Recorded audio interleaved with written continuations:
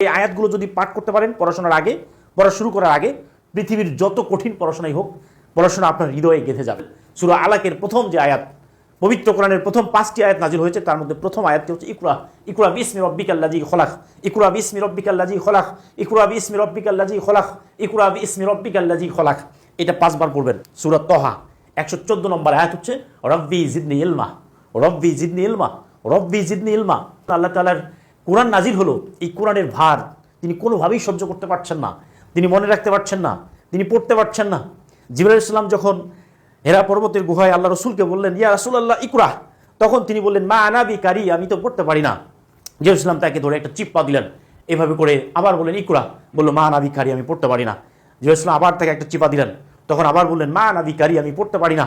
এভাবে 3 বার করার পরে আল্লাহ রসুল সাল্লাল্লাহু আলাইহি ওয়াসাল্লামের বক্ষ প্রশস্ত হয়েছে। আল্লাহ রসুল সাল্লাল্লাহু আলাইহি ওয়াসাল্লাম সবসময় এই দোয়াটি করতেন এবং আল্লাহ তাআলা রসুলকে এই দোয়াটি করার জন্য বলছেন যে তোমার উপর যখন কোনো ওহী নাজিল হবে তখন তুমি তাড়াহুড়া করবে না, জাস্ট এই দোয়াটি পড়বে, রব্বি জিদনি ইলমা, রব্বি জিদনি ইলমা, রব্বি জিদনি ইলমা, রব্বি জিদনি ইলমা, রব্বি ইয়াসসির ওয়ালা তুয়াসসির ওয়ালা তামিম বিল খায়র, রব্বি জিদনি ইলমা, রব্বি জিদনি ইলমা, রব্বি জিদনি ইলমা। হে আমার রব, তুমি আমার জ্ঞান বৃদ্ধি করে দাও। এটা পড়াশোনা শুরু করার আগে পবিত্র কোরআনের সূরা তহার 25 থেকে 28 নম্বর আয়াত, এই আয়াতটি নাজিল হয়েছে মুসা আলাইহিস সালামের উপরে। মুসা সালামের উপরে যখন তাওরাত কিতাব নাজিল হলো, তিনি তখন এর ভার নিতে পারছিলেন না, করতে পারছিলেন না, মনে রাখতে পারছিলেন না।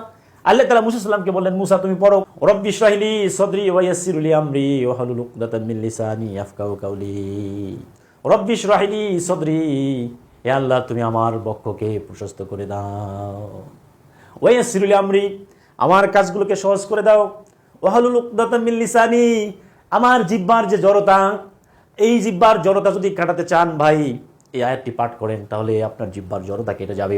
যত কঠিন কাজ হোক, যত কঠিন পড়াশোনা হোক, আপনার ফিজিক্স, কেমিস্ট্রি, ম্যাথ, বায়োলজি, বিজ্ঞান, মহাকাশ, যত পড়াশোনায় কঠিন পড়াশোনা হোক না কেন, প্রত্যেকটা পড়াশোনা আপনার মনে থাকবে, হৃদয়ে গেঁথে যাবে। সূরা বাকারার 32 নম্বর আয়াত, 32 নম্বর আয়াত, সুবহানাকা লা ইলমা লানা ইল্লা মা আল্লামতানা ইন্নাকা আনতাল আলিমুল হাকীম। সূরা আলাক, ইকরা ইকরা বিসমি রব্বিকাল্লাযী খলাক, ইকরা বিসমি রব্বিকাল্লাযী খলাক, ইকরা বিসমি রব্বিকাল্লাযী খলাক।